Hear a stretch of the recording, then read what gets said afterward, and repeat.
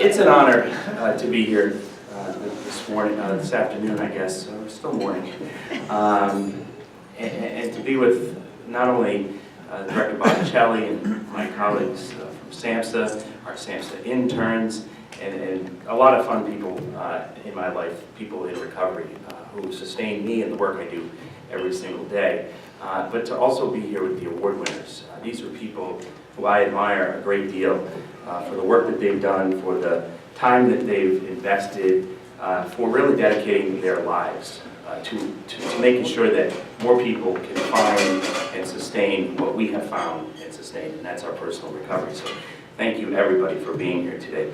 I think when the director was talking about being, and Kristen too, in these jobs and really not knowing exactly how to maybe affect the kind of change that we want to affect.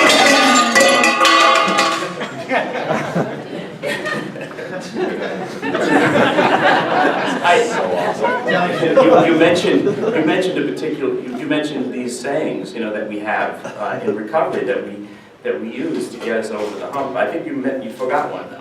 Fake it till you make it. And that's one that served me well since I arrived at SAMHSA. I wanted to share a short story with you guys, and it's about back in 2010 when I got asked to be the recovery speaker at the National Press Club event at SAMHSA, ONDC2 every year to release the National Survey on Drug Use and Health findings. And at that press conference, I was supposed to tell my recovery story. But being a recovery advocate, I was like, I need to think of some kind of advocacy message to deliver as well. So as I started to talk to Pat Taylor and my friends in the recovery movement about what I would talk about that day, it occurred to me through those conversations that the National Survey on Drug Use and Health is it's this massive household survey that gets conducted every year, and it's incredibly important, and a lot of time and effort is spent into collecting the data and analyzing it and then publishing a report. And we can tell you basically on any given corner in the United States what kind of drugs being abused there by whom and at what times and everything else. That's maybe a little bit of an exaggeration, but seriously, that's the level of detail that this report contains. But we didn't know a lot about how people were recovering, what Bill just talked about, how people are finding and sustaining their recovery. And because the NISDA doesn't ask any questions about recovery. And I thought that was a travesty. So sitting there on the podium with all these highfalutin federal officials, I stood up that day in 2010 and I told people that I thought that was wrong and that should change. And I'm happy to report to you that SAMHSA is including those recovery measures next year in the NISDA, and you'll start to see that recovery.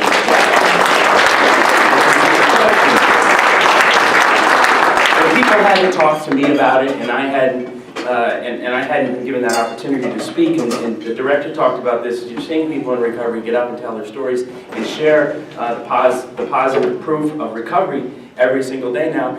And that's where these ideas come from. That's where, that's when the president does a press conference in West Virginia and has a young person in recovery introduce them. That's how this stuff happens. It doesn't happen if we're on the outside. It only happens if we're on the inside. It only happens if we stand up. It only happens if we speak out. So I encourage you to really continue to do that.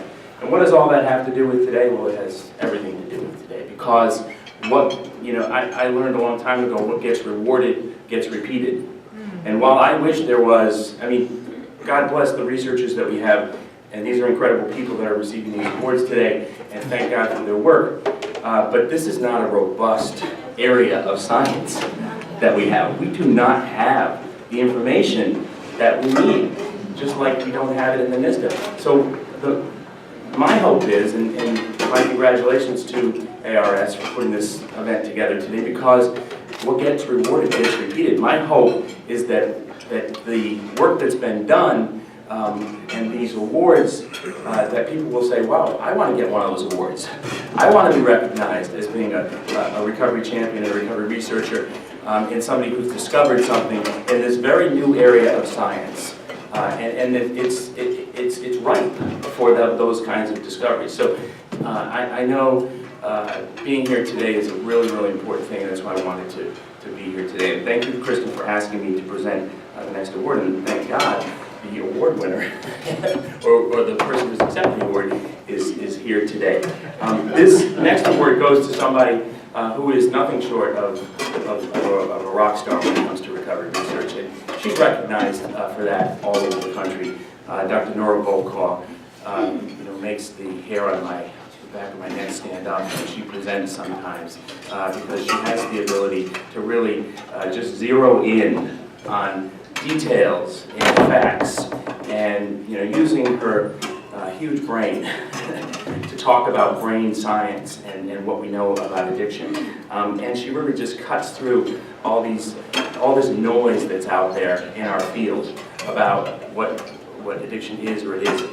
And that's really incredible. So the Association of Recovery Schools Director of the Year Award recognizes outstanding contributions to the advancement of addiction recovery research by a federal office. This year's recipient is Dr. Nora B. Volkow, Director of the National Institute on Drug Abuse, also known as NIDA, at the National Institutes of Health. In recent years, NIDA has funded several recovery research projects directly related to collegiate recovery and recovery high school outcomes.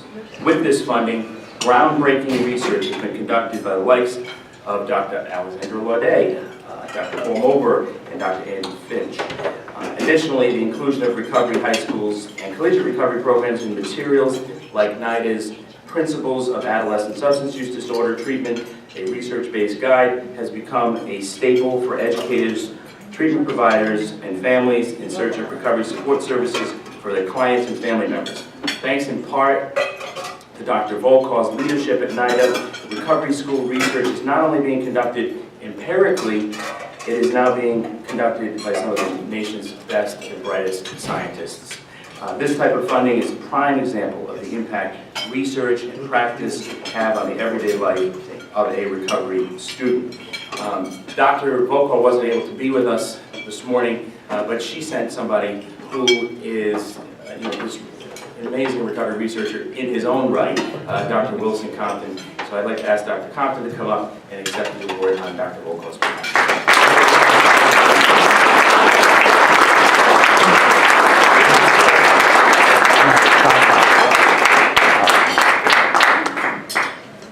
They're all beautiful. Okay. Let's hold it. Got it. Yeah, there we go. Beautiful. Congratulations. For my chief. Yeah.